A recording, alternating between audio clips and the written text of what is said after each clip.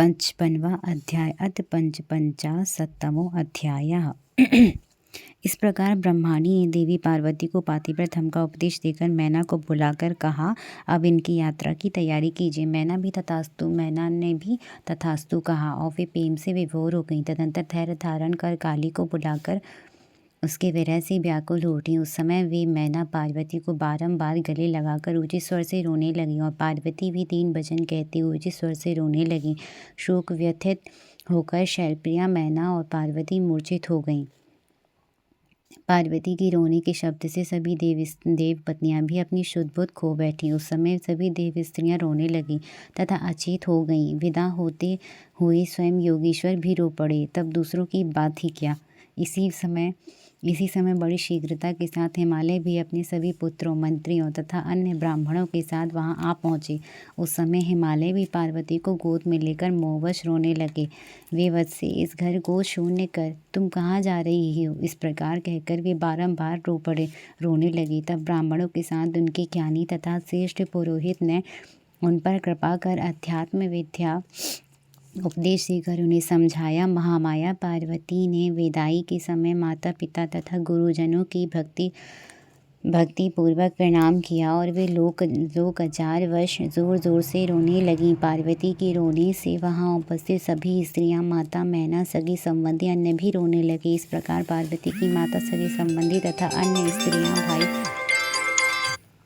अन्य स्त्रियां, भाई तथा सखियां अत्यंत प्रेमवश बार बार रोते रहे। उस समय ब्राह्मणों ने आकर सबको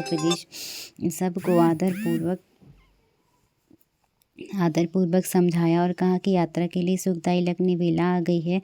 तब हिमालय ने मैना को धीरज बंधाया और स्वयं विवेक युक्त होकर पार्वती के चढ़ने के लिए शिविका मंगवाई। तदंतर ब्राह्मण स्त्रियों ने पार्वती को पालकी में चढ़ाया और माता पिता, ब्राह्मण और सब ने आशीर्वाद प्रदान किया। मैना हिमालय ने महारानियों के योग उपचार पार्वती को प्रदान किए। अन्यों के लिए सर्वथा दुर्लभ द्रव्य समूह दिए। हे मुने, पार्वती ने अपने माता पिता, गुरुजन, ब्राह्मण, पुरुष, संबंधी एवं स्त्रियों को प्रणाम करके प्रस्थान किया। परम बुद्धिमान हिमालय भी अपने पुत्रों के साथ प्रेम से विभोर होकर पालकी के साथ चले। वहां पहुंचे जहां सभी देवता ठहरे हुए थे। तत्पश्चात सभी लोगों ने भक्ति से सदाशिव को प्रणाम किया। प्रशंसा करते हुए अपने नगर को चले गए।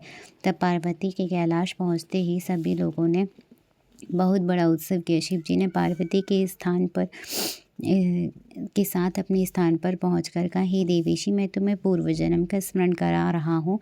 यदि तुम अपनी लीला से स्मरण करती हो तो बताओ। तुम आज से नहीं, जन्म जन्मांतर से मेरी प्राण प्रिय हो। ब्रह्मा जी बताते इस प्रकार अपने स्वामी महेश का वचन सुनकर हंसती हुई शिवप्रिया पार्वती कहने लगी, हे प्राणेश्वर, मुझे सभी बातों का स्मरण है, किंतु हे भव, इस समय आप चुप रहिए। आज जो कार्य उपस्थित है उसको शीघ्र कीजिए। आपको नमस्कार है। इस प्रकार प्रिया पार्वती के सैकड़ों सुधा धाराओं के समान वचन को सुनकर विश्वेश्वर प्रसन्न हो गए, लौकिकाचार में संलग्न हो गए।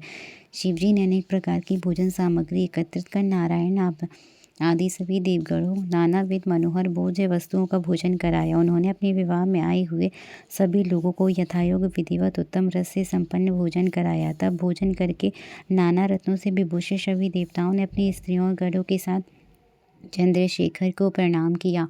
तदंतर उन्होंने प्रिय वचनों द्वारा प्रसन्नता पूर्वक शिवजी की स्तुति करती हुई उनकी परिक्रमा की तथा विवाह की प्रशंसा करते हुए सभी अपने अपने स्थान को चले गए। हे मुने, शिवजी ने मुझे तथा विष्णु को उसी प्रकार प्रणाम किया जैसे लोग चार से विष्णु कश्यप को प्रणाम करते हैं। मैंने उन्हें गले लगाकर उनको आशीर्वाद या फिर शंकर को परम ब्रह्म जानकर उनके आगे बड़े होकर मैंने उनकी स्तुति की।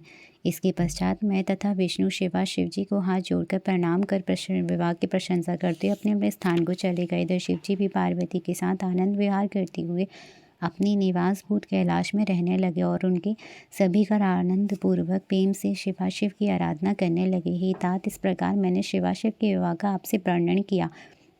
यह विवाह परम मंगलदायक, शोकनाशक, आनंददायक, धन तथा आयु की वृद्धि करने वाला है। जो पवित्र होकर शिवजी में मन लगाकर नित्य इस विवाह चरित्र को नित्य नियम पूर्वक पढ़ता सुनता है, दूसरों को सुनाता है, वह अवश्य ही शिवलोक को प्राप्त कर लेता है।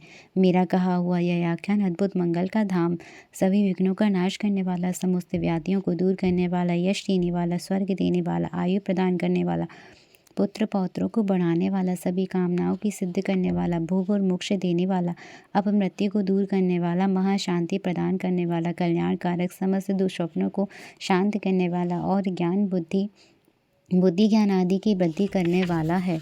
अपने शुभ की इच्छा कर रखने वाले लोगों को सभी कल्याणकारक उत्सवों प्रयत्नपूर्वक प्रेम के साथ शिव को संतुष्ट करने के साख्यान पाठ करना चाहिए। विशेष रूप से देवता आदि की प्रतिष्ठा के समय शिव के सभी कार्यों के प्रारंभ में प्रेम से साख्यान का पाठ करना चाहिए। जो पवित्र होकर शिवाशिव के चरित्र को सुनता है उसके सभी कार्य सिद्ध हो जाते हैं।